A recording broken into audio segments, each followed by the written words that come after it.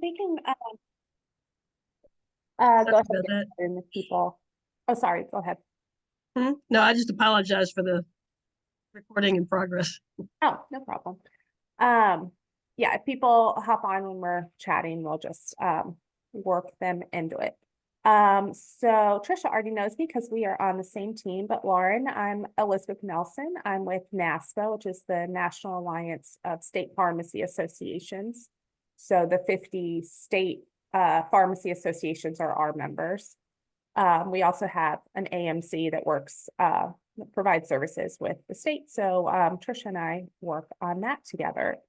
I took the CAE or earned it back in 2018. So it's been a little bit. And this is the first time that I have helped out with the study group.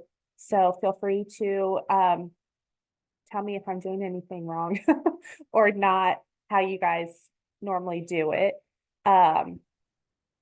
I was looking at, I'll share my screen in a minute. So we're doing domain 3, organizational strategy. And as you guys can see from the study guide, this is only 8 to 10% of the exam. Oh, there's someone else, Adam. Hi, Adam. So I would just keep that in mind. I feel like this is a super boring section. And kind of like confusing, but also almost like, I don't know. So I wouldn't worry about it too much because it's such a small chunk of the exam. But I did this study group. Okay, thanks, Adam.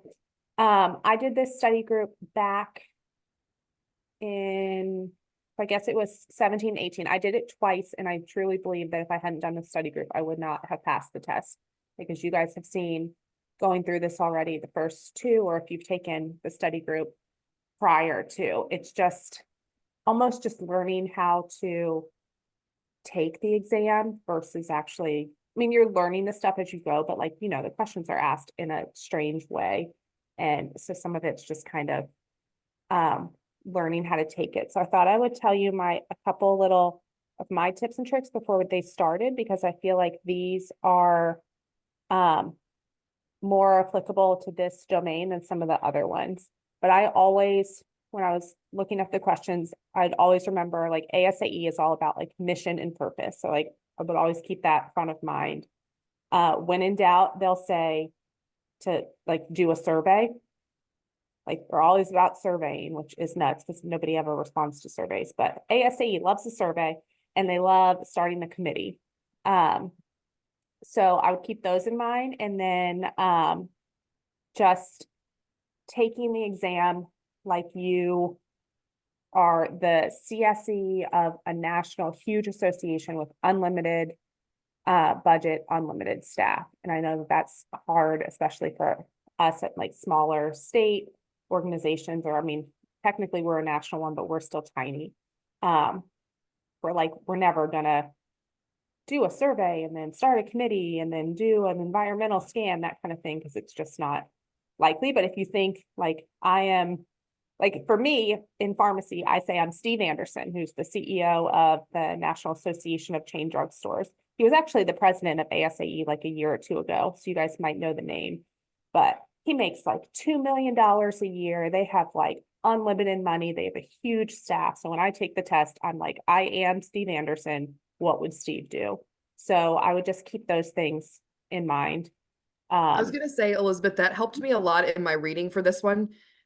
Just acting like I was Steve Anderson. I was like, oh, okay, things, because I think from a small nonprofit, like a small association standpoint. But when I think that way, I Yeah, feel more confident. like unlimited money, unlimited staff.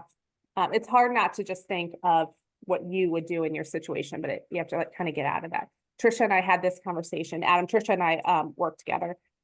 We had this conversation yesterday, and I was like, you just go with your gut. And she was like, I don't have that. And I'm like, when you take a test, you don't have just like gut, it's C. And she was like, no. And I was like, okay, then you are Steve Anderson and you were doing what Steve Anderson would do.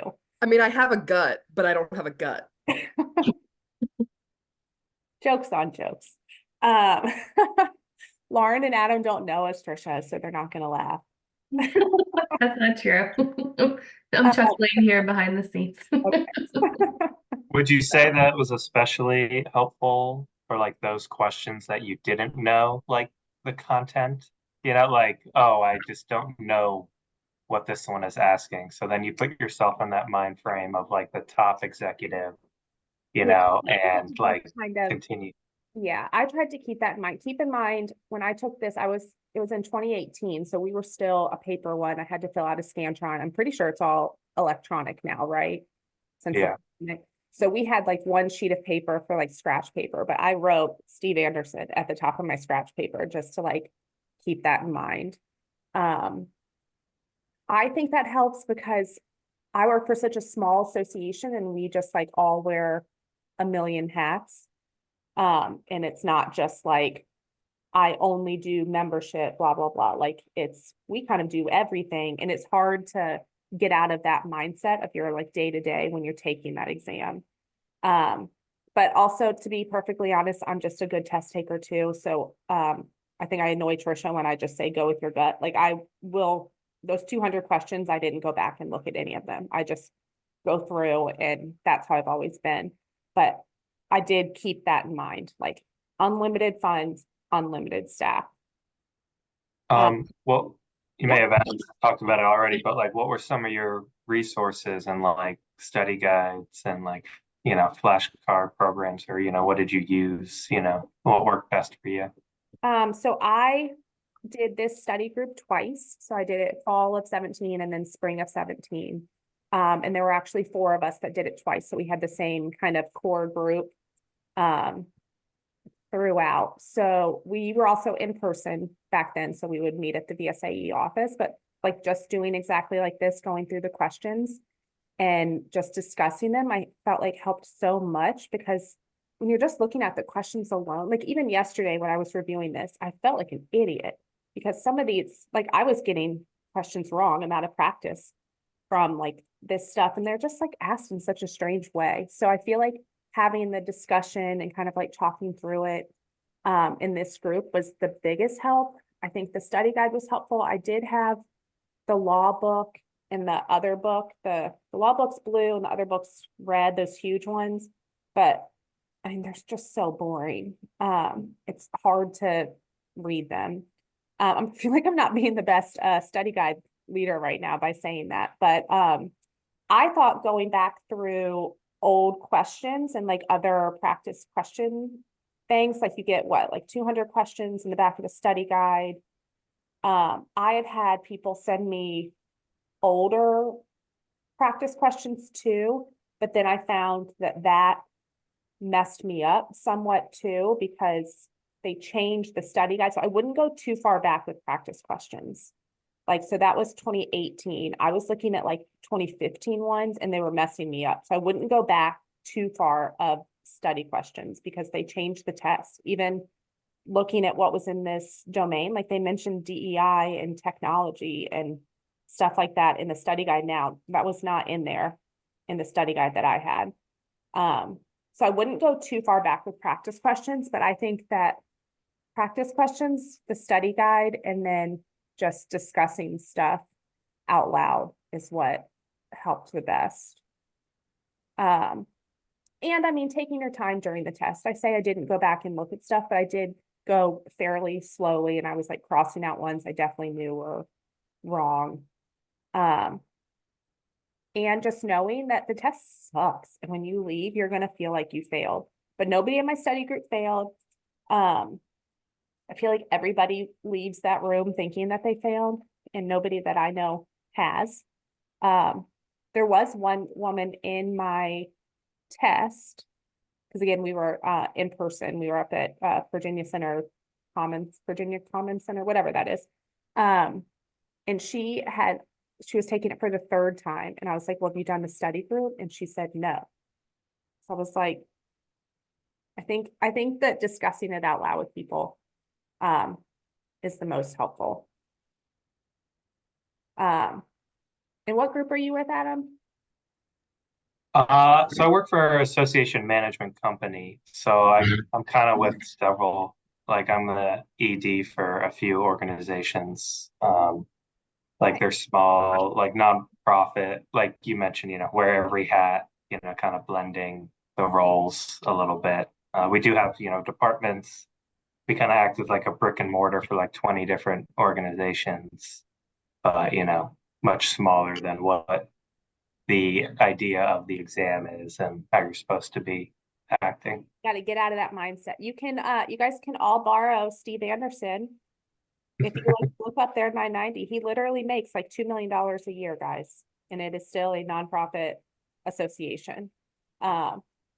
Not that he doesn't deserve that. I mean, he's super smart. It's a big organization, but like that's who I put into my head when I'm answering these questions.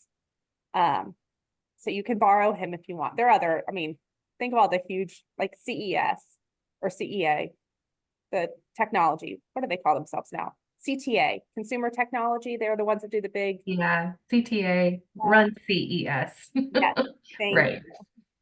Or AMA or, American Medical Association or ADA, all those huge ones. Yeah, pick one of those places, look at their 990, see how much money they have and how much their CEO makes, and then you become them. Like they're always just gonna be like survey, committee, let's just switch this up, blah, blah, blah.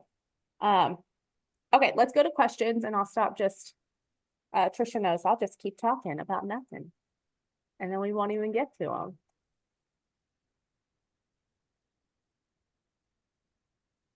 Okay, so I figured I would just go down the list. So how I'm seeing it is Lauren, Adam, Trisha. So I figure we'll just do like Lauren will start first, reading the question, the answers. And then if you guys want to type your guesses after a couple of seconds into the chat, and then we can discuss from there. And as I said earlier, full transparency, when I was going through these questions, I did not get all of them right. Just reading the questions first, and then once I went through. But again, you don't have to get them all right. They're 200 questions, guys. And remember, this is the smallest domain. So this is the least important domain out of all of them. I think. I don't think any are less than 8% of the test. All right. I have too many things open here. Okay. So Lauren, how about you go first? Right. When developing an implementation strategy, which element speaks to recovering from missteps and adapting to unexpected events? A, issue, B, outcome, C, principles, D, event sequence.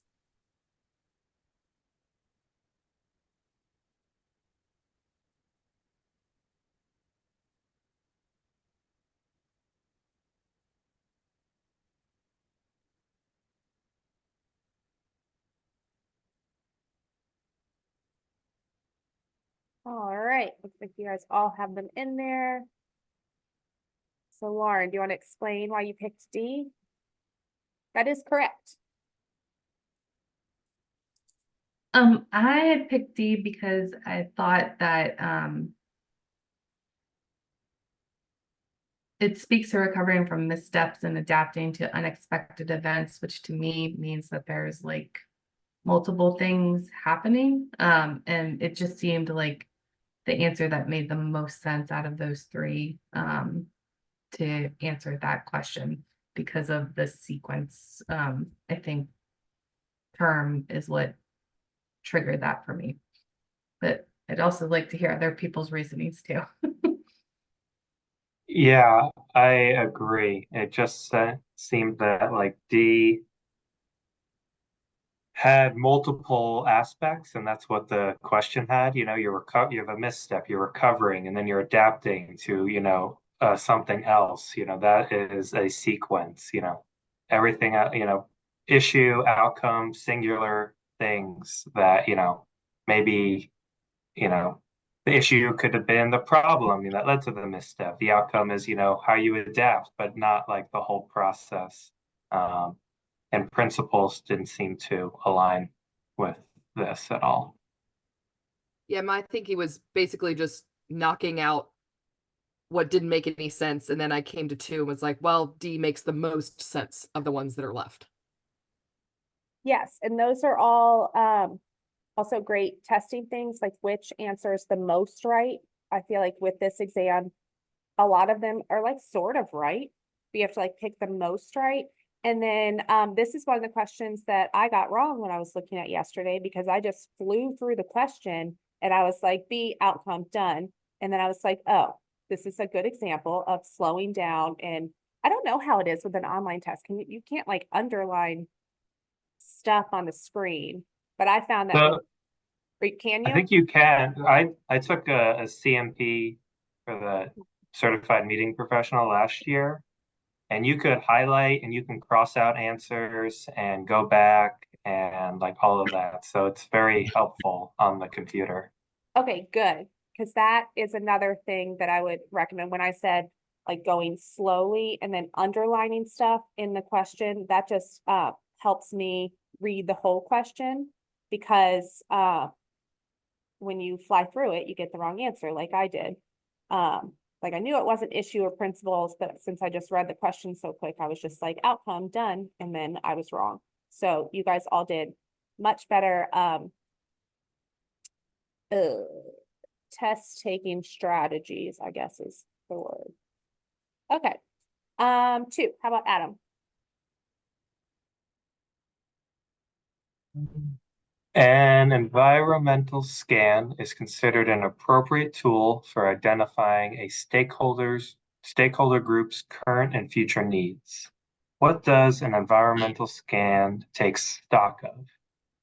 The economic buying power of a community, an analysis of the typical companies that make up an industry, the psychographic and demographic makeup of an organization, examination of the trends and external forces affecting an industry.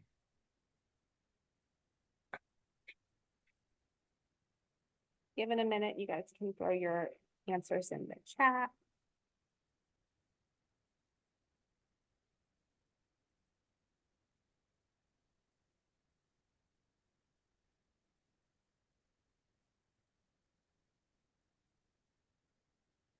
All right, well, you guys were all correct again. Oh yeah, Trisha. So yeah, I know that. Thank you. Okay, Adam, how about explain why you picked D? the key word for me in the question was stakeholder, like the stakeholder groups of current future needs, and just seeing the examination of trends and external forces. And I think of external forces, I think toward shareholders. So that's why, and affecting the industry. That's why I went there. Great. Anyone, Lauren, you have something to add? Yeah, I think for me, it was the most comprehensive answer. And when you're trying to identify those current and future needs, like I didn't feel like the rest of the answers really encompassed the entirety of that question. So there were like parts of it, but examining the trends and external forces seemed to be the more comprehensive one that answered that question. Great. Trisha, anything to add? Same with me, and maybe I'm overthinking it, but it gets me when they talk about companies versus organizations. Is there anything, does that make any sense? I always think of it as an association, as an organization, not a company, but maybe I'm wrong. I think they can be both. I think you're thinking too much into it. Oh, well, that's not unusual. But also, if you think about it, an industry is not just the associations. So there are additional things. But yeah, my answer was because it was the best answer of the 4. Do you have time before you go to do the next one, Trisha? I don't, I'm sorry. I can do when I come back on, I'll do 2 in a row if you want. Okay. So Lauren, back to you. No problem. Which of the following is true about performance metrics? A, performance metrics are always quantitative. B, every performance metric is a key performance indicator. C, performance metrics provide a status of a tracked business process. D, performance metrics are measurable values showing you how you reach your business goals.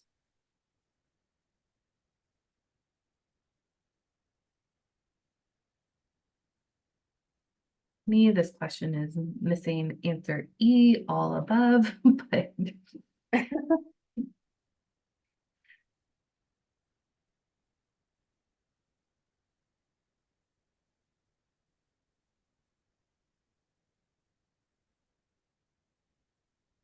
All right, so the answer for this one is actually C.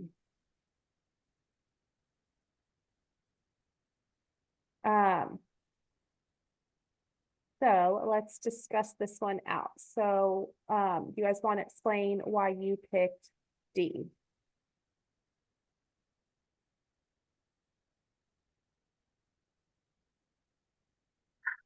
I think I picked D because that's kind of how I typically think of metrics in like my day-to-day. It's, those are you're using those to show how you are tracking along your goals. And that's the reason why I use metrics. Yeah, so that's why I picked D. Or I also were focusing on the word goals, whereas the word process and C threw me off. Mhm. Just because I think of like process and procedures, like, how would the performance metric measure like a process rather than a specific goal, like how you're doing? So this question, I feel like is one of the ones that ASAE is kind of trying to trick you up on. So I would steer clear of answer choices that have like an always, never kind of thing. So like, are always quantitative, like I doubt anything's always, and same with like every. So those two I crossed off right from the get-go because I just steer clear of always, never type answers. I think what makes it, I'm on this tiny screen now, too many windows. I think what makes it C versus D, which again, this is one of those like the most right answers because I think that D is also correct. So I think what makes it C versus D is that D is saying that they're measurable values. And I think because we already said that A is not it, that they're always quantitative, that we can't also say that that all performance metrics are measurable. But also, I'm not even sure if that makes sense, my reasoning behind that. So that's a terrible example of, also an example of why I shouldn't lead a study group, because I can't explain why I would pick C over D. But for my thought process, I said A is not right because they're not always quantitative. So then that means that they're not always measurable. So then it's got to be C, which I don't know if that's true because a metric has to be measurable. I also think now looking at D more, so measurable values showing you how you reach your business goals. I think now that I read that again, the metrics don't show you how you reach your business goals. They show you how you're doing in your goals. It's a status at a certain point in time. Like, how are you doing compared to your goals? Not like how did you reach them by showing you a metric. So that makes sense why C would be the answer. Yeah, I think that's a great reasoning too. That makes more sense than what I said. But it is like things like this, you're probably going to sit there and like read over the two answer choices and you have to kind of, yeah, talk it out in your head. But I would say what I said earlier about the always never, if they have like kind of an always or never feel to them, I would say that's not the answer. And that's just what I would say. I'm not sure if ASAE would agree with me, but I think in general with answer choices, always never are never correct. All right, 4, Adam, you're up. All right. A national association has a long-standing credential recognized as the standard in its industry.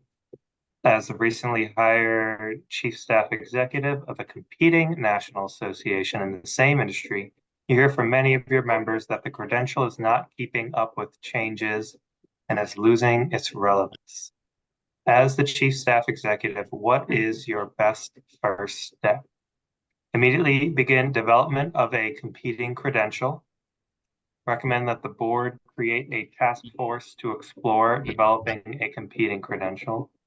Perform a financial analysis of the potential revenue from a development of a competing credential. Meet with the other association's chief staff executive to let them know what your members think about a credential.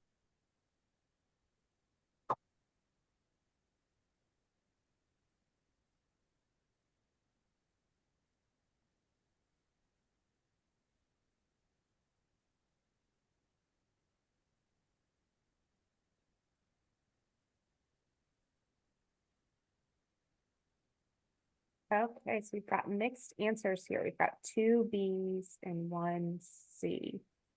So the answer is B. But I'd like to hear from Adam why you picked C. I picked C because as the chief staff executive, I feel like my role is not to advise on the board to do certain things. That would be the executive who's overseeing the board specifically. I feel like I'm at a higher level and looking at things, from a revenue financial standpoint. So we'll look at that first. So I am going to argue with one of the things that you said. So as the chief staff executive, you are overseeing the board. The board is part of your role. To jump in though, I do understand where Adam was thinking, because like in the last group, we were talking about like board to board, the CEO to the board, and then the staff to staff, the chief staff executive to the staff. So I understand that, but you are still like the ex officio on the board, and able to make recommendations to them. I think that's why and also because it was talking about creating a task force to explore that. I think as a CSE, you are within your like realm of responsibilities or whatever to do that. And I feel like performing the financial analysis would be an outcome of that task force, or like one of the action steps that the task force might ask you to do. But thinking of it, I guess I was thinking it sequentially, and as you as kind of the leader, you would want to create like this task force first of volunteers to guide what might come next. And yeah, that's true, Lauren. That's where my mind was last week. We were harping on, chief staff executive, you staff to staff, you're overseeing, staff, and the board is, yes, ultimately beneath you in an org chart, but not your role to specifically, guide and delegate things to. Right. So I'm not sure who led last week's. I think that they may have confused you guys a little bit. CSE and CEO are the same. That's just ASAE calls the CEO the chief staff executive. But like you guys probably call it CEO or executive director. So those are Right. Sorry to interrupt you, Elizabeth. I've read in the study guides that they refer to the CEO as like chief elected officer, Yes. on many of these questions. So that's what I was talking when I said CEO. Okay, just checking. But yeah, you're absolutely right. Yeah, what are things the initials called? Why am I losing my mind? Acronyms.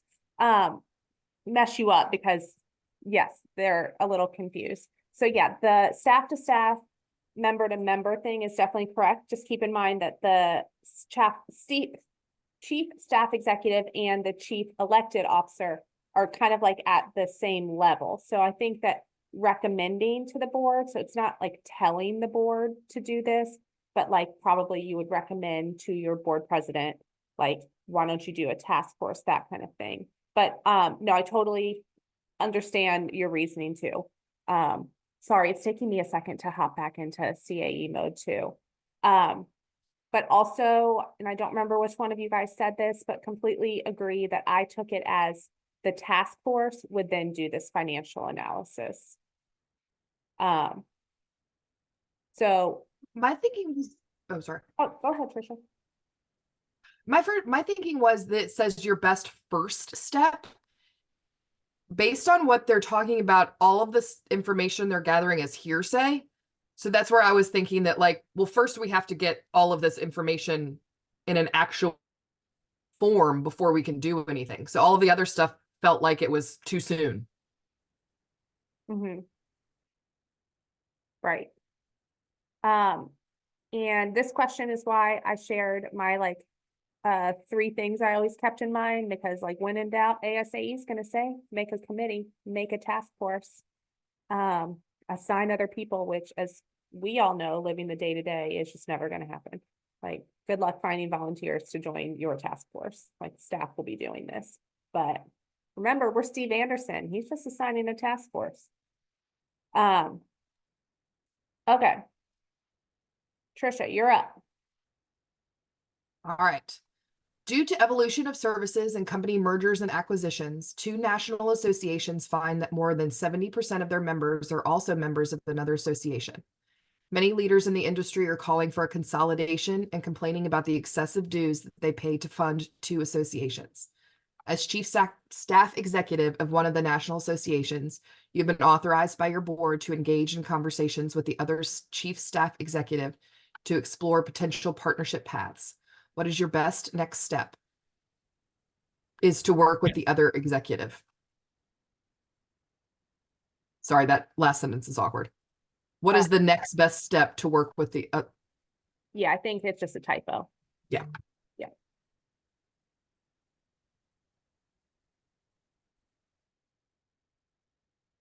Oh, you want to read the answer choices, or you want to?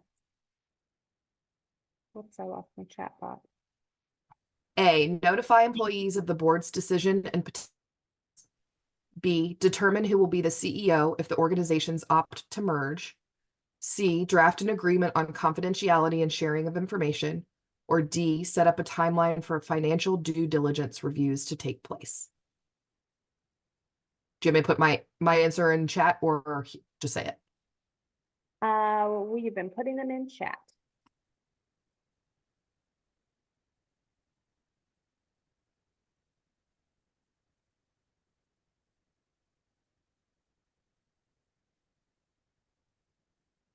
All right, you guys are all correct. C. You want to explain your reasoning, Trisha? Yes, and I feel dumb saying again that it was just the best of the answers. But I figured it was the best first step. If I look at A, there's nothing to notify people of. B seems That's like their funny answer thrown in there. yeah, that just seems ridiculous. And then D, again, that's too soon. So C seemed like the best. Anybody have anything to add for that one? No, I agree. Just seemed like the best answer. Like, why would you tell your employees of the potential merger where they could lose jobs and incite chaos? Yeah. And like, if your first thing you want to do is be, confidential about what you're discussing and how you're meeting. So, yeah. Yeah, not doing a financial review without a confidentiality agreement. Yeah. And yeah, who's gonna share information without having that confidentiality signed? See this one, I would do A, because I'm a gossip, but that's not the right answer. Okay, Trisha, you're up for your second question in a row since you left us. Aha. As traditional members reach retirement age, the pace of new memberships has slowed. Coupled with the membership decline, meetings revenue has been trending downward for the past 5 years. As chief staff executive, what productive first step should you take? A, hold on, my mouse went away. A, assess whether the business model is sustainable. B, reduce the registration fees for all association meetings. C, see whether the trends continue throughout the next year. Or D, institute a freemium membership model likely to attract younger members.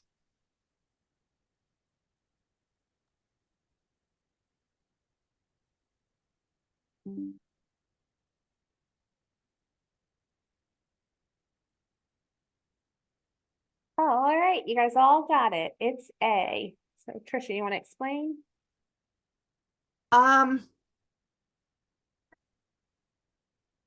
Here's my thought process. B seems like too soon. C seems not alarmist enough, and D just seems silly. I think that's great, especially considering a few of our clients, Trisha, would pick D and keep Oh. trying to do D.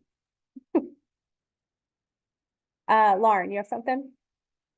No, I was just gonna Oh. say, probably some clients would want to do all of those. But at the same time, but A would be the most productive first step if I am the CEO with making $2 million a year. Yes. See, is my tip helping you? Has no one else told you guys this? All right, 7. So back to you, Lauren. Okay, 7. It looks like we lost Trisha there, but anyway, as chief staff executive, you've been asked to develop a content strategy for the organization. You and the board of directors agree this strategy will help break through the silos of the organizational structure and create greater member value. Which of the following tactics will help effectively set the content strategy? A, determine the metrics that will measure success for the content strategy. B, move content marketing staff to the same team responsible for creating content. C, ask each of the departments for an inventory of content created within their function. D, create personas for each of the top priority audiences represented in the organization.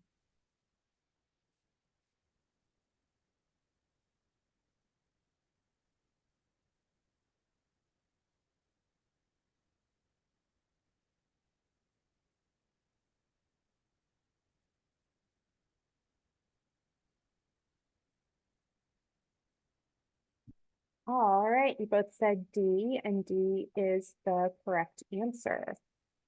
Want to explain your reasoning?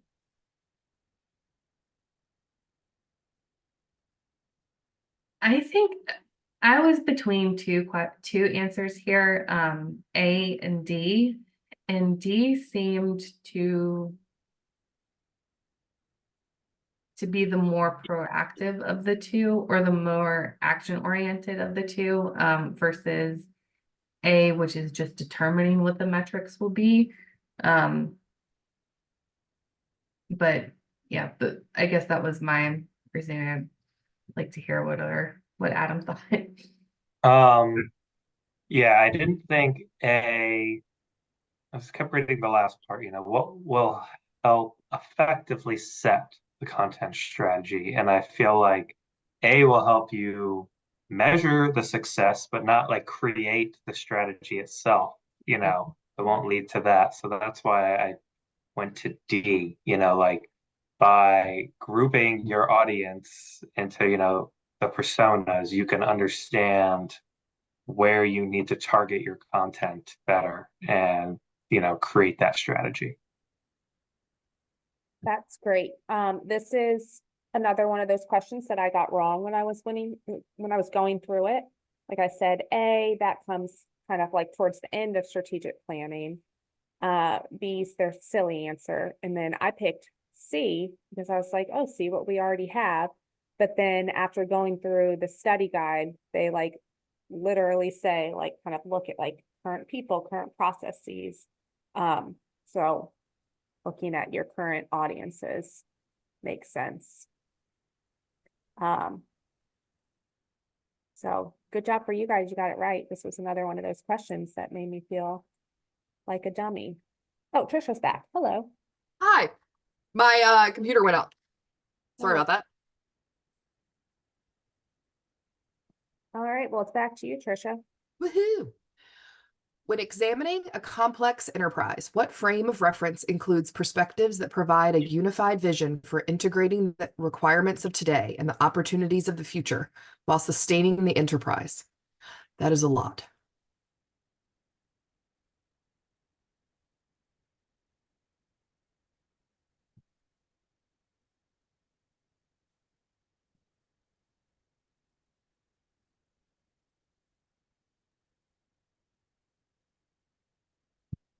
All right. You guys all got it right. B, lenses. So Trisha, you want to explain that one? That is literally because I happened to be reading about lenses before this class started. All right. Sorry, I had not gotten to that portion. That's literally why I said that. It was just if somebody else has a better way of explaining. I feel like the key part is unified vision. Yeah. And so I feel like you could knock out technology and subsidiary right away. And then Yes, that's Yeah, and then it. Just board seems silly. yeah, for me, it just seemed like the most logical. Like I didn't understand how board, technology, or subsidiary would represent those claims. right. Great. All right, and I think I skipped over you, Adam. I went Lauren to Trisha, so back to you. Good. If you were tasked with starting a nonprofit association, which would you need to do first? Create the bylaws, write the mission statement, draft articles of incorporation, develop the statement of purpose.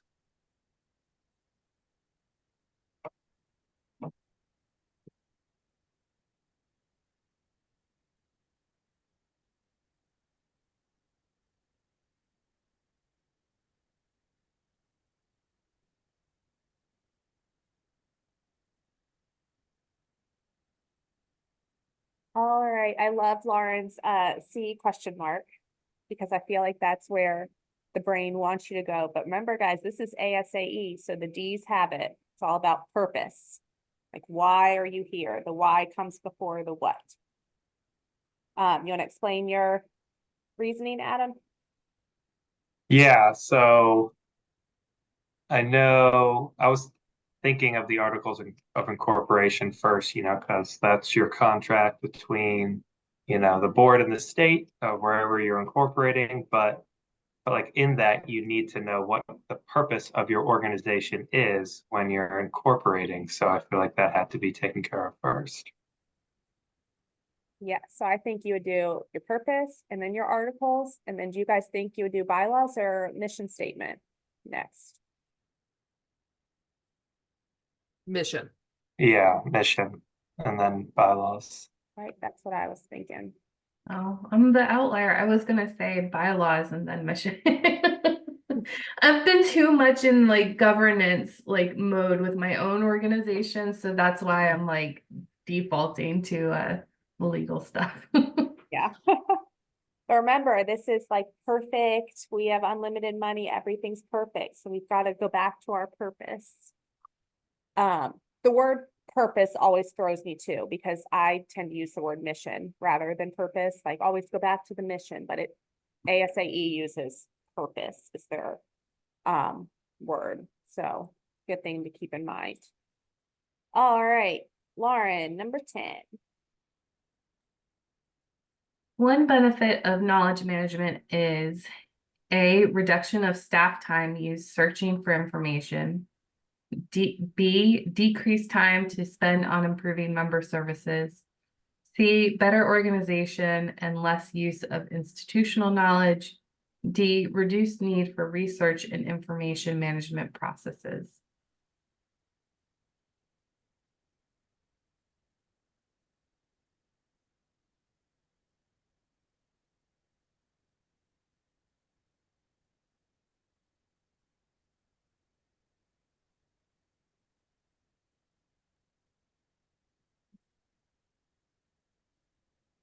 All right, so you guys are all in for A, and A is the correct answer. And again, this is one that I got wrong, so I'd love to hear your reasoning for picking A.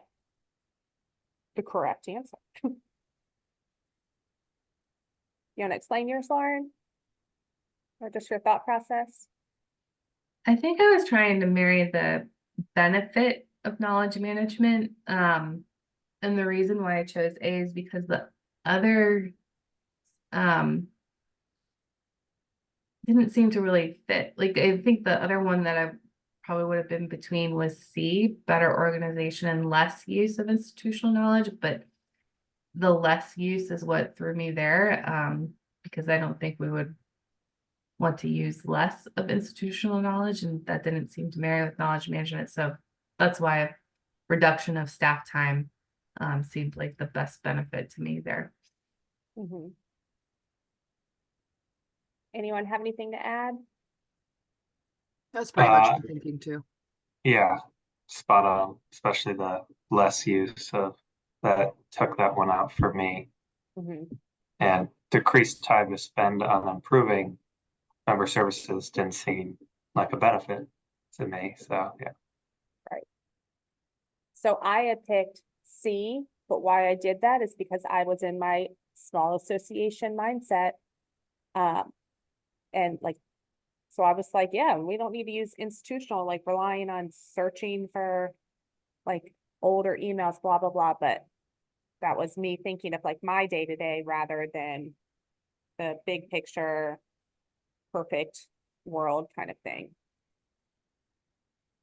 I'm not sure if it helps you guys to explain why I've gotten stuff wrong, but I can stop if It that's. does. No, please, any explanation. It's good, yeah. All right, 11 is Adam. The chief staff executive has initiated the development of a technology strategy to align with the association strategy. In conjunction with this initiative, the association plans to adopt which of the following types of documents that will define roles and responsibilities of staff and all other stakeholders.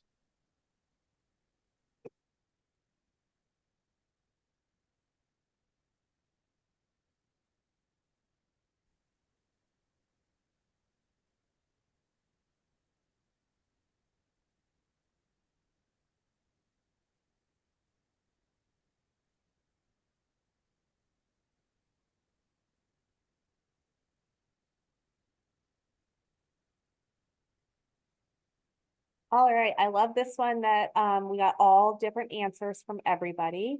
But in this one, Adam is correct. It is B, I don't know if it's pronounced RACI or RACI matrix. Yeah, I think I know it as the RACI, and Okay. I forget the other three, but I just remember this from my CMP test that R stands for responsible.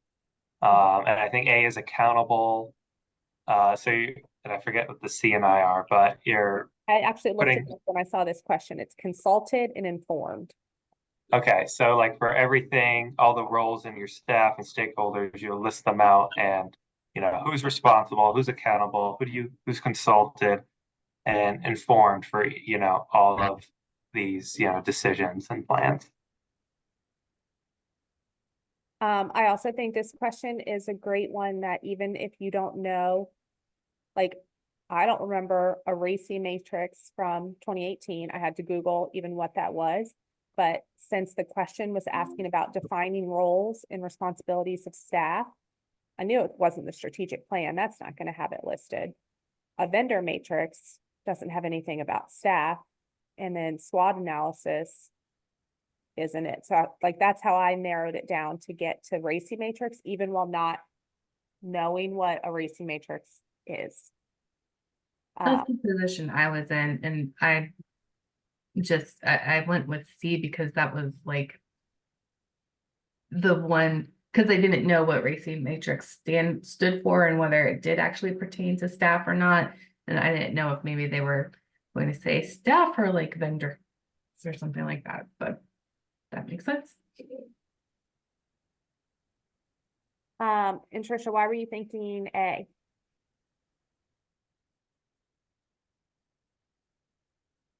No reasoning? That's fine if that's. I knew it wasn't SWOT analysis and I knew it wasn't vendor matrix, but I was intimidated because I didn't know what a RACI matrix was, and I need to go and look at that. So I like when you say your explanation for it though. That makes how you knocked out the other ones. Right. All right, and our last question from the 2023 goes to Trisha. A professional society is considering added augmented reality, AR, to its annual meeting. Staff are not sure if they should do it at this year's event, which takes place in a few months, or wait. What should the chief staff executive do to find the right timing for this new technology? A, define the appropriate budget, then seek the vendors for the technology. Continuously scan the environment for customer needs, technology trends, and disruptive shifts.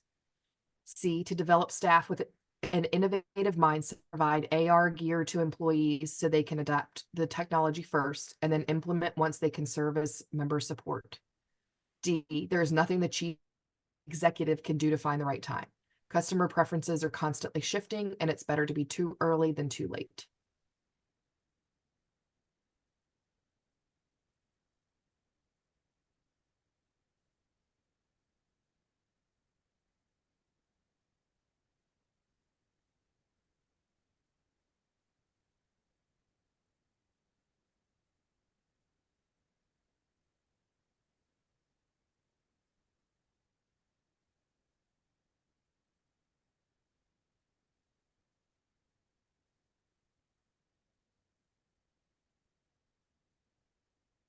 All right, so we've got some C's and an A.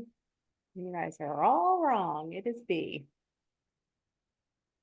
So Trisha, you want to walk through your thought process and we can kind of chat about how B is the correct answer according to A. Yes, that was my second choice. It's not, my first thought was it's not D. So that one was out. Right, because that's like an always never. It's never going to be the, Right. I just said never. It'll never be the always never. It will probably not be an always or never answer. Yes. I knew it wasn't A too soon. So I was between B and C and picked the wrong one. I guess I was thinking that maybe you try it before you. Yeah, I was just wrong. And see, I was thinking A because I thought that was taking the proactive step, and that you as the CSE you're helping to define what that budget would be, and directing vendors. B seemed a little bit too much waiting on the back foot, but I do know ASAE likes a scan, an environmental scan. So Oh yeah, they do love that. Yeah, I think that this one goes along with those three things that I talked about. ASE is always going to pick the mission purpose, start a committee or task group, do a survey. So a scan kind of falls under that survey thing. I agree that this one was a weird one because I would kind of think C, but just knowing ASAE, it's always just kind of like, see what's out there, do a survey, environmental scan, blah, blah, blah. And I just wanted to say, I have to hop off, but I appreciate all your help today. Thank you guys so much. Thank you. So nice to meet you. Take care. Bye. So this was the end of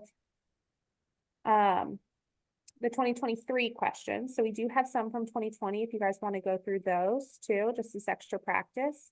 I know it's just the two of you guys now, so I'll leave it up to you. Yes? No? I would appreciate that. Trisha, do you Sure. care? Trisha has no choice. She has to do what I say, Lauren. This is what happens when I do VSAE stuff. Trisha just has to hang around and answer discussion questions, be combo if it becomes like dead air, right? Yep. Okay, Trisha, you want to do number one? Sure. Have you guys seen these questions before? Okay, I so haven't. these are just from the previous study guide, so we can take a little bit more time with these because you probably haven't read these before. All right. Why would an association use a radar screen? A, to monitor a limited number of issues the association's leadership scans. B, to limit strategic issues that will be considered at any point in time. C, to monitor association trade show traffic in conjunction with barcodes on name badges. D, to conduct environmental scanning, whereby the board identifies future challenges for the association.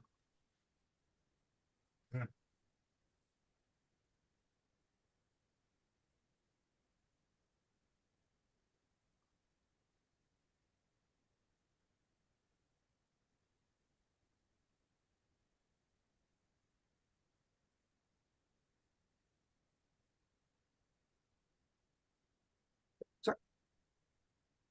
X. It's not X. You were wrong, it's not X. But it is also not D, which of course it's a question with environmental scan right after I say it's probably a scan. But in this case, the answer is actually B, to limit the number of strategic issues. I think it's funny that they threw in C. I think of a radar thing. I know. So the radar screen that they're talking about is actually like almost like a spreadsheet, if you picture, to like check where you are on your strategic plan, that kind of thing. So it's more related to like your strategic planning, any issues that you have, rather than future things. So it's already like strategic projects and that kind of thing that you've already developed with the board, and then you're tracking their progress is what I believe they mean by a radar screen.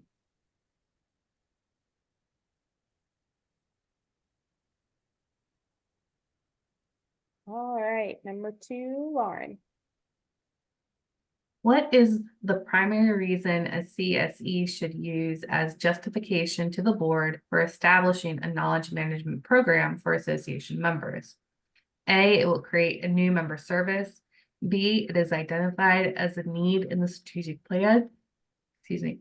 C, it is needed to gain an advantage over competitors. D, it is needed to improve outcomes and institutional learning.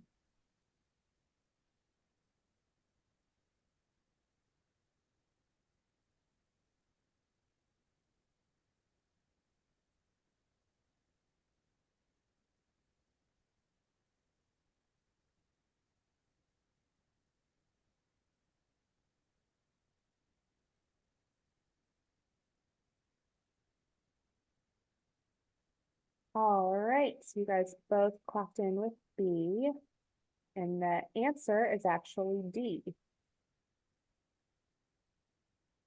Do you want to explain thought process? We can kind of chat this one through.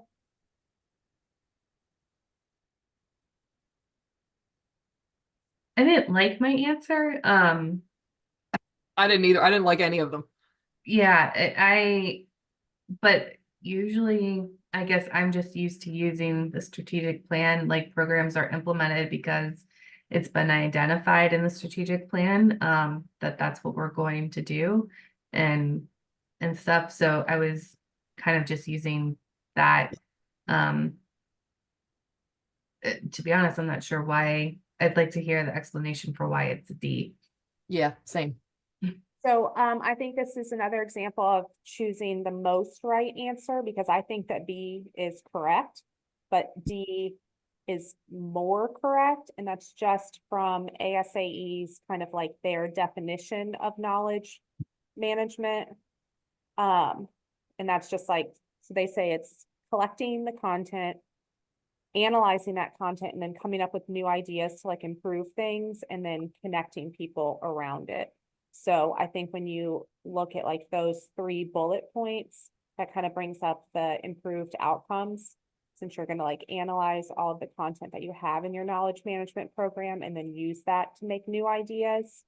But then if we think back to the question that was in the 2023 that had reducing staff time for resources, remember that one a couple back? Mhm. One of the benefits Oh is, yeah. yeah, reducing staff time used for searching information. So I think that this one is related because having that knowledge management gives that institutional learning, or that like provides that institutional, Oh. I always call it institutional knowledge, not learning. But some of that like background stuff that maybe just a couple of people have, but if you have a knowledge management program, that's all in one area that everyone can use. So again, I don't think that y'all are wrong per se, because I do think that this, if you're going to come up with a knowledge management program, it's going to be in your strategic plan. Like Trisha, our resource portal is literally written in our strategic plan. That's why we've had to work Right. on it. So B is not like wrong. It's just that D is more right. Does that make sense? Ooh, I know. I'm telling you guys, yes. it's just getting into the mindset of this test. Like nothing makes you feel dumber than reading this study guide. Man. Okay. 3, Trisha. Which is the first step in constructing a strategy for your association? A, determining the desired outcomes for the strategic plan. B, defining the issues that are driving strategy development. C, gathering stakeholder input on issues facing the organization. Or D, developing a database of potential projects and using it to determine strategy. Can I ask a question before my answer? Uh-huh. How, they're saying which is the first step in constructing a strategy, but they're not saying in constructing a strategic plan. I Just a think they're strategy. using those 2 terms in tandem. Same? Yeah. Okay.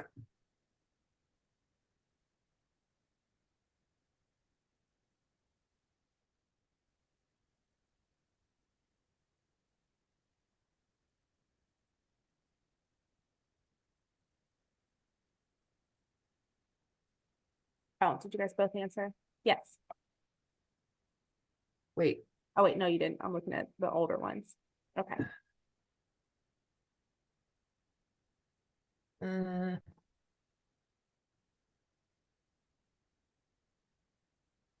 Okay, so you guys are both saying C.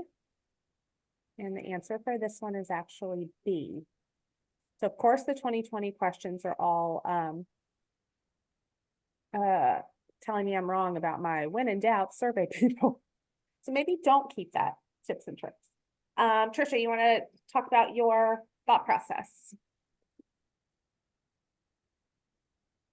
This one really got me.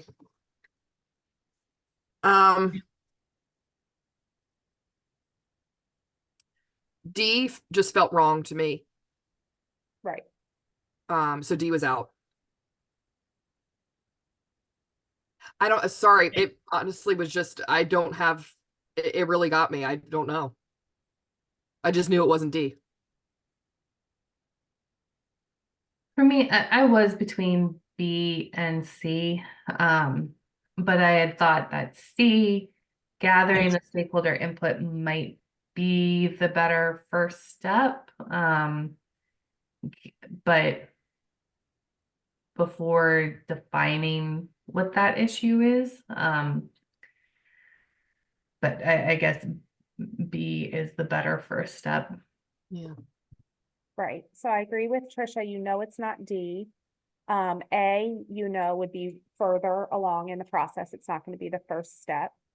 I, a year ago, would have also picked C, but after going through a strategic plan at our organization about a year ago, the correct answer being B makes sense to me because we first had to, as staff, like explain to our board, like we're going in all directions. We need to have some sort of strategic direction of where to go and like to get them on board with like the fact that we needed a strategic plan and to do that strategic development.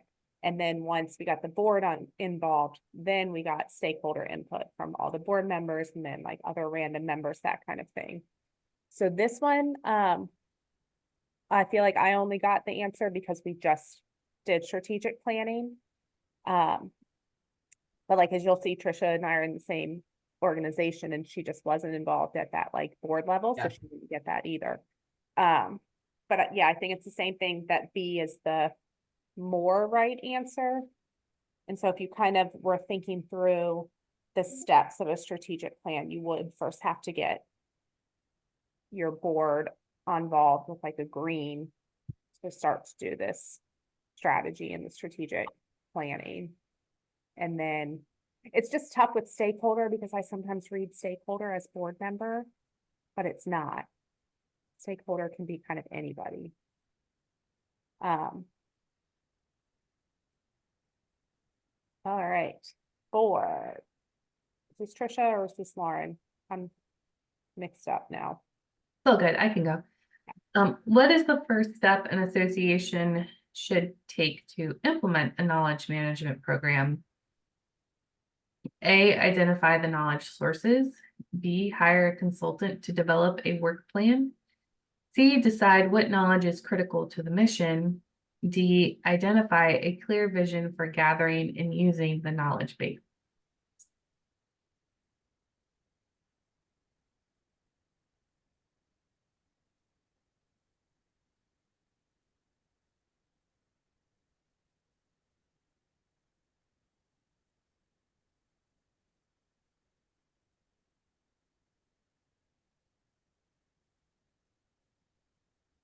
I wish I had a gut.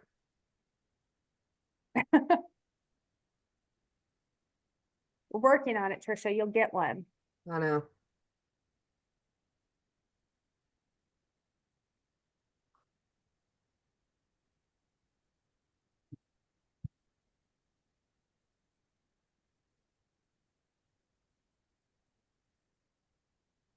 Okay, so you both said D. Trisha's kind of wavering with C. And guess what? It is A. No. That was the other one I was between. So yeah, what was your thought process between those two? I don't like this 2020 study guide. I know, Oh, right? me neither. 2020 was awful enough, and now you're bringing back a study guide. Yeah, I know.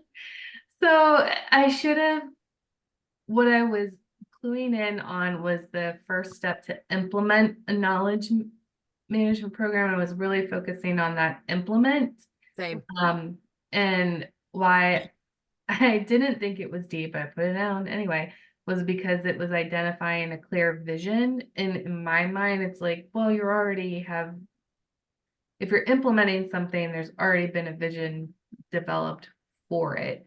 So we should be moving on to the next steps of identifying those knowledge sources.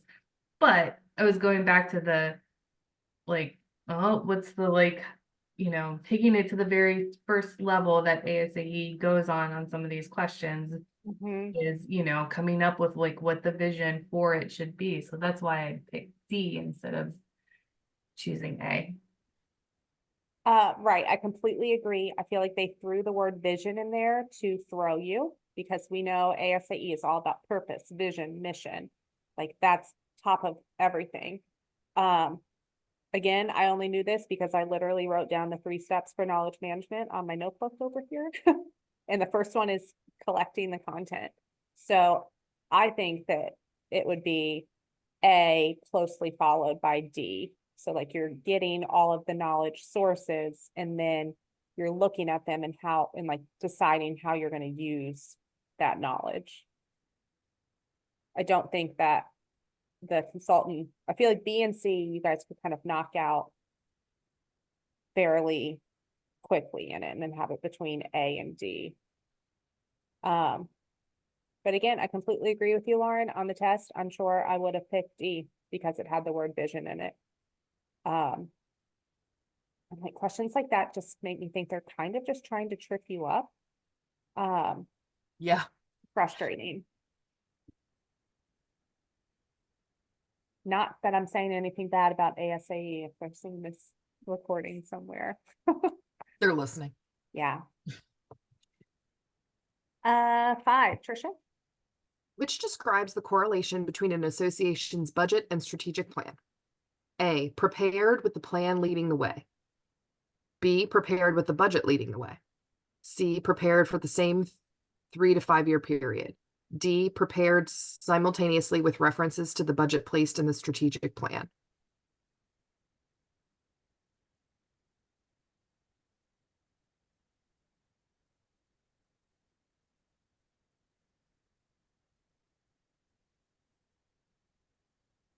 All right, you both said A, and A is correct.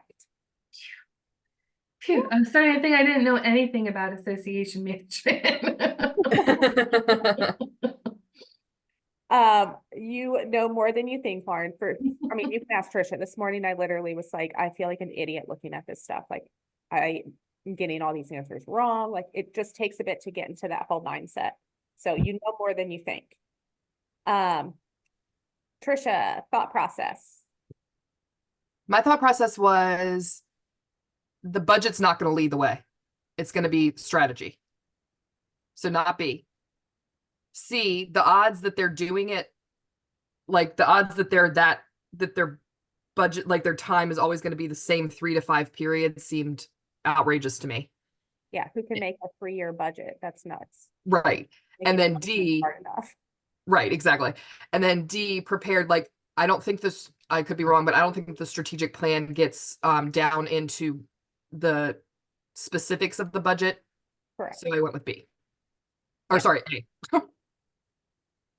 Yeah, and I've always thought the budget is the reflection of your strategic plan. Yes, that was another way Whatever- to put that. So what your priorities are, your budget is going to reflect. And that usually comes after the strategic plan has been prepared. Yes. Great job. All right, 6, Lauren. Which is a wise approach to association planning when resources are limited? A, address membership services first. B, do a few things well and move forward in small measures. C, tackle the opportunities identified in the environmental scan. D, implement the best ideas that emerge from the planning process.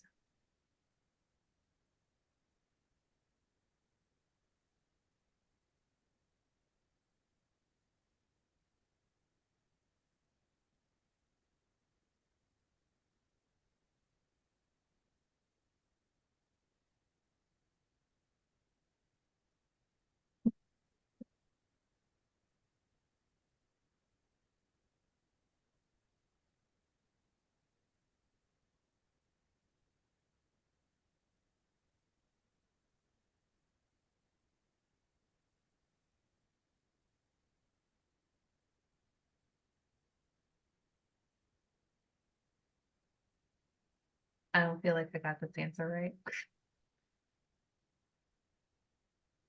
Trisha, you have a guess? Oh, I put A. That was my guess. Oh, sorry, it came right by your other one. All right, well, Lauren's got it this time. It is B.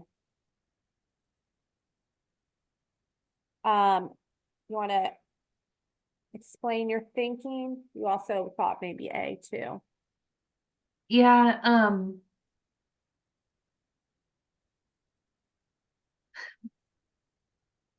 I think I focused in on the words wise approach here, and B sounded like the most like wisdom-y of the answers for a technical term there. We love it. Or most proverbial, I don't know. That's a Um, quote from Friends. He says, "I'm very wisdomous." Yeah. So that, that's what that's kind of why I was thinking B, but when you put down A, I was like, well, you don't have an association if you don't have membership, so is could also see why I could be between those two on the test and easily as answer A as well. Yeah, I think we can agree that C and D kind of can't answer those because we have no clue the financial implications with what come up in those two. I think that you could kind of use that if you build it, they will come. So if you're doing a few things well, your membership will reflect that. So like if you're doing, even if it's just like one or two things really well, people will want to join to be a part of that. So I think you could kind of use that mentality. But Maybe yeah, also say it's like, like real life, what we would be thinking, like, well, we need members. We don't have members. We don't have an association. How can we do things well if we don't have members? But I think ASAE kind of thinks the other way. Like if you're, yeah, I feel like B's just the most wisdom. Wisdomous.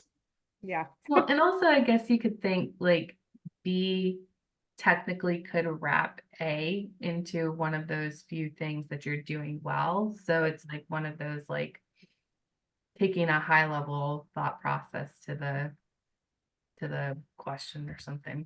Yeah, completely agree.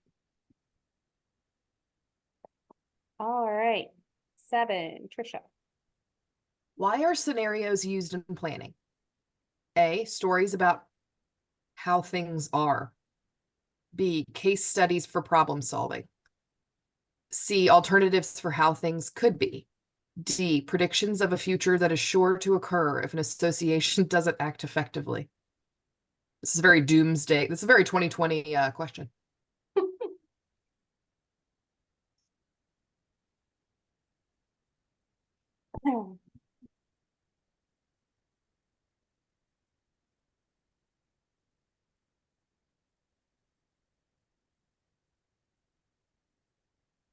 Okay, so you guys both said B.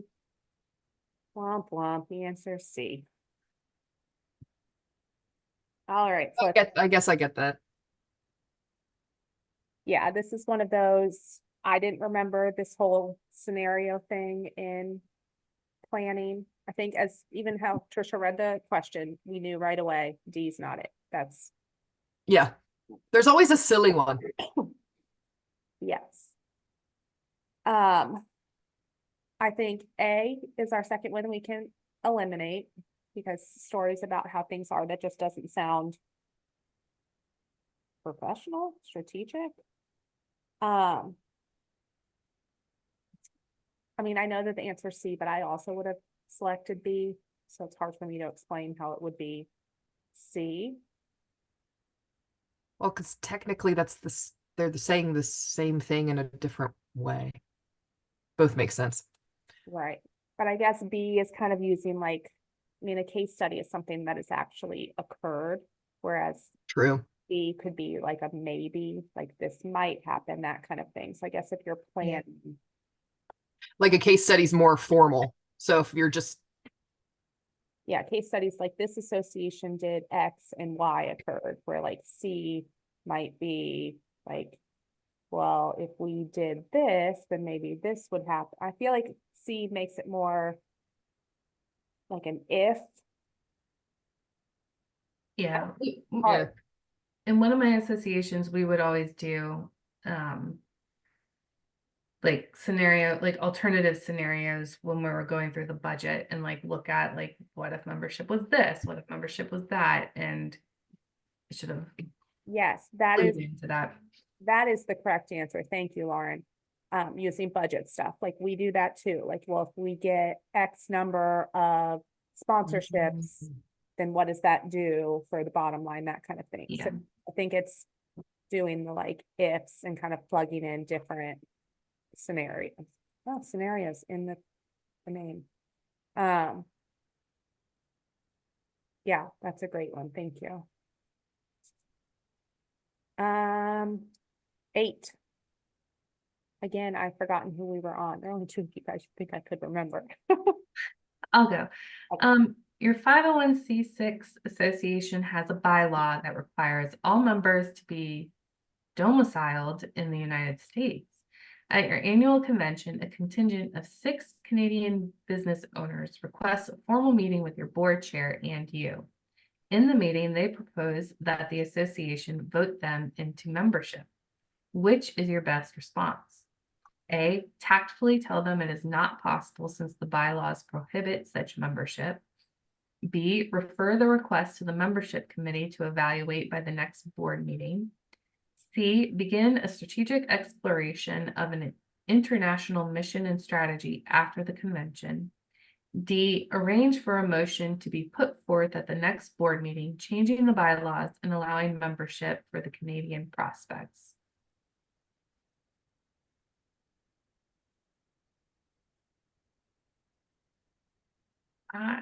Oh, This is an old question, guys. This was around when I took it. I remember this question.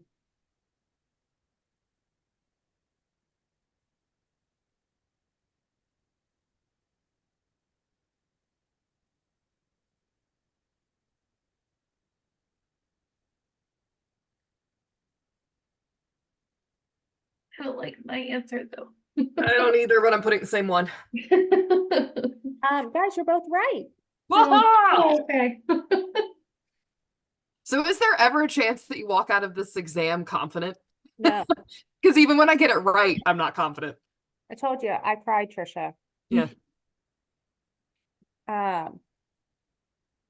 Okay, either one of you guys want to explain why you picked C? Or explain how you knocked some of the answer choices off? Or cross them out? I knocked B. Oh, sorry, Lauren. No, go ahead, Trisha. I knocked B out just because it seemed like, are we already going to change the bylaws? That seemed silly to me. And the membership committee does not have authority Exactly. to bylaws. Yes. Right. So that was my thought for that too. And then A, I think it was just if it requires all members to meet up, A just seemed wrong. Yeah, flat out telling somebody no. Right. Probably isn't. I mean, technically, I think you could, but Yeah, I was gonna say, technically in that conversation, you might be like, Yeah. at the moment, and or D seemed too quick. Like it seemed Right. like that was moving too fast.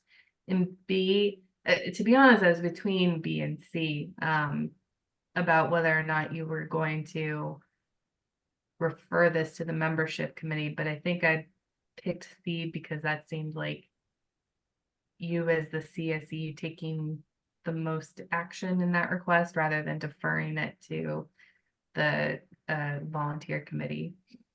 right.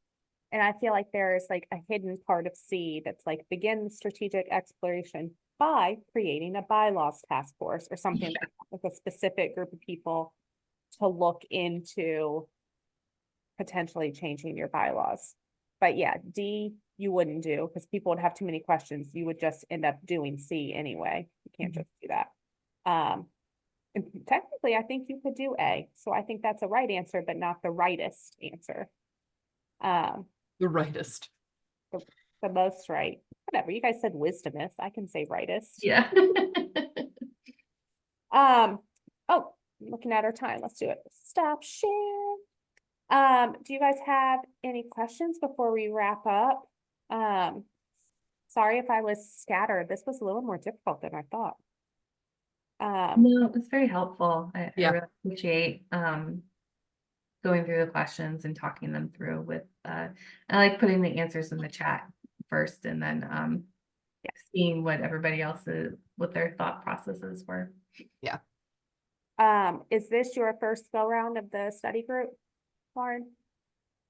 With this study group, yeah, I've been in a study group since July. We've been kind of like a self-study group. We haven't really had someone guiding us. And we've been kind of going through some of the study guide and got access to another practice exam that we go through, like a set of 20 questions each week, and kind of talk through our answers and stuff. But this is really helpful to help augment all of that and stuff. So like hoping to kind of ramp up my studying to sit for the exam in May. So we'll So see. you're doing May. Oh, that's exciting. I would recommend trying to find, so you get like and I know that the study guide is now online, it's not an actual book, but I know you get a big bank of questions with the study guide. I would try to also find the 2020 bank of questions too, because the more questions you can take and kind of like get used to that question taking, but I wouldn't go earlier than 2020. Going for older questions is going to mess you up because they change things. Okay. But yeah, I keep doing the study group. I feel like if I didn't do that, I would have just been completely lost because like y'all have seen, the questions are confusing. I didn't even know how to read like I wasn't even understanding how to like parse the questions until I got in the study group. It was just all lost. Just like, what? Anyway. Yeah, I know. And it's hard to not just think of your like normal day-to-day work life, which Yeah. like in some respects that does help when you're like thinking, oh, we just did strategic planning, or oh, we look at different scenarios with our budget. But then other times it's like, well, we would never like do an environmental scan, like we don't have the money for that kind of Right. thing. Steve Anderson does. Yeah. Well, so nice to meet you, Lauren, and Yeah. see you, Trisha. I haven't seen you even though we work together. I haven't seen you in like 2 weeks. Been a while. I know. See you next week, Lauren. Looks Sounds like great. clean up that playroom, Trisha. Yeah, I'm not doing that. I know. All right, bye. Bye. All right. Bye.